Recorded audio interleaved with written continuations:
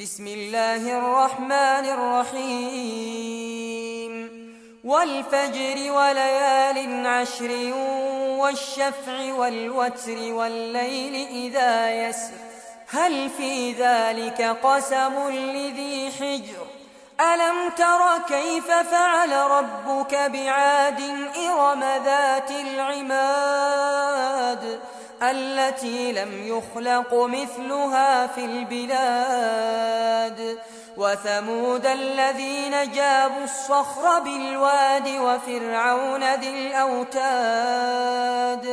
الذين طغوا في البلاد فأكثروا فيها الفساد فصب عليهم ربك سوط عذاب إن ربك لبالمرصاد فأما الإنسان إذا ما ابتلاه ربه فأكرمه ونعمه فيقول ربي أكرمن وأما إذا ما ابتلاه فقدر عليه رزقه فيقول ربي أهانن كلا بل لا تكرمون اليتيم ولا تحاضون على طعام المسكين وتأكلون التراث أكلا لما وتحبون المال حبا جما كلا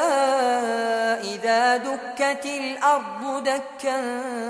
دكا وجاء ربك والملك صفا صفا وجيء يومئذ بجهنم يومئذ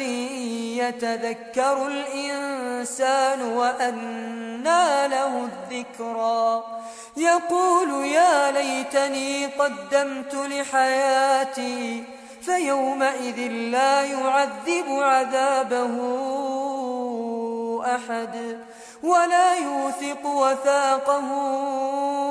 أحد يا أيتها النفس المطمئنة ارجعي إلى ربك راضية مرضية فادخلي في عبادي وادخلي جنتي